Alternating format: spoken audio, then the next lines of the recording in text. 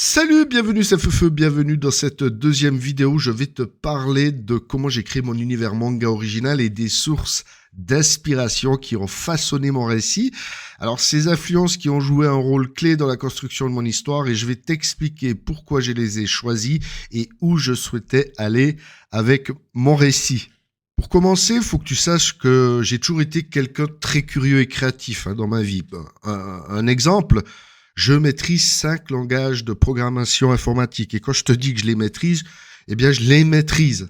Et pourtant, je suis absolument pas informaticien de métier. Ça m'a permis de notamment les utiliser dans mon métier. Je suis planificateur dans l'industrie. Et donc, j'ai créé beaucoup de logiciels BI pour la planification industrielle grâce à cette curiosité, à cette créativité.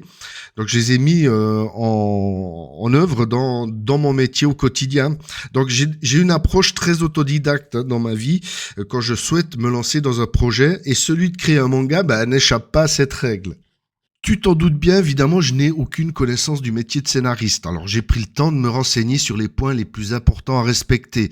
Et quand je te dis cela, je te parle pas de la construction de récit. Car pour moi, et ça, c'est qu'une opinion personnelle, il y a 2 écoles. Soit tu te formes au métier, et tu apprends à maîtriser les codes et les structures de la construction d'une histoire, mais alors là, du coup, tu rentres dans un moule et tu risques de te noyer dans la masse, soit tu fais confiance à ta créativité et ton expérience personnelle des récits manga, que tu as poncé en long et en large durant de nombreuses années, avec la possibilité de sortir du lot et d'être vraiment original. Tu vois, ça, c'était mon approche. Alors non, quand je te parle des points importants à respecter, c'était concernant le format de l'histoire pour le support que je souhaitais utiliser. À ce stade, et dans un premier temps, je me dirigeais sur le format webtoon, car pour moi, c'était le seul format accessible rapidement, gratuitement, pour publier mon histoire. On était loin de l'idée d'un éditeur. À ce moment-là, ça me paraissait vraiment une montagne infranchissable. Pour commencer, l'une de mes principales inspirations, et pour le coup, on va pas être très original, ça a été Dragon Ball. Alors, ce manga, il est célèbre pour son mélange unique de simplicité et de profondeur, même si les enjeux peuvent, au premier abord, sembler assez simples, sauver le monde, trouver les Dragon Ball, mais tu sais, c'est le rythme épique des combats et l'évolution des personnages qui rendent cette série si captivante à mes yeux. Je voulais capturer cette énergie et cette intensité dans mes propres récits, en créant des scènes de combat dynamiques et passionnantes, tout en gardant surtout une intrigue accessible. Et je pense que c'est ça la force de Dragon Ball. Ensuite, il y a bien sûr Saseiya. Ce qui m'a vraiment marqué dans cette série, c'est la profondeur des motivations des protagonistes. Chaque personnage a ses propres raisons de se battre, ses propres rêves, ses propres peurs. Cette complexité donne une dimension émotionnelle supplémentaire à l'histoire qui m'a vraiment touché. Alors, j'ai voulu intégrer cette même profondeur dans mon manga en développant des personnages avec des histoires personnelles riches et des motivations claires, rendant leur action plus crédible et engageante. Une autre source d'inspiration, et là pour le coup on s'éloigne un peu du manga japonais, c'est l'anime Jace et les Conquérants de la Lumière.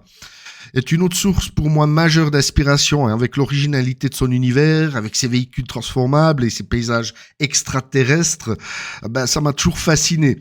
Alors cet aspect de créativité sans limite m'a poussé à imaginer un monde unique et visuellement captivant pour mon propre manga. Je voulais que mon univers soit aussi mémorable et distinct, un lieu où les lecteurs pourraient se perdre et découvrir quelque chose de nouveau à chaque page. Tu peux imaginer avec ce que je viens de te dire que mon histoire se déroulera pas à Tokyo. Dernière source d'inspiration, et là pour le coup on sort véritablement de l'univers manga, c'est Tolkien avec Le Seigneur des Anneaux.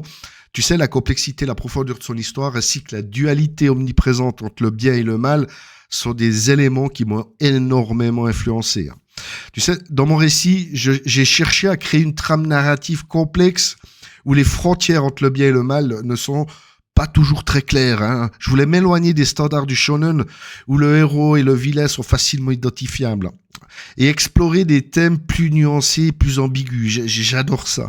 Tout ça pour te dire que mon objectif était de créer une histoire originale qui s'inspire de toutes ces œuvres incroyables, mais qui possède également sa propre identité. Je voulais que les lecteurs soient plongés dans un univers riche, complexe, avec des personnages profondément humains et des enjeux qui résonnent avec eux.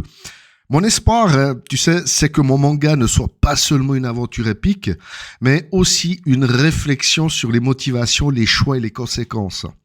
Une histoire où le lecteur aurait le choix de choisir son héros selon ses propres perspectives de valeurs à défendre. Hein. Gros challenge. Voilà, je t'ai résumé un peu les sources de mes aspirations. Et si tu veux en savoir plus sur les coulisses de la création de mon univers, sur les étapes de développement du manga, jusqu'à la signature avec un éditeur et sa publication en 2025, eh bien, n'hésite pas à t'abonner à la chaîne, à regarder les prochaines vidéos. Et d'ici là, porte-toi bien et vive les mangas.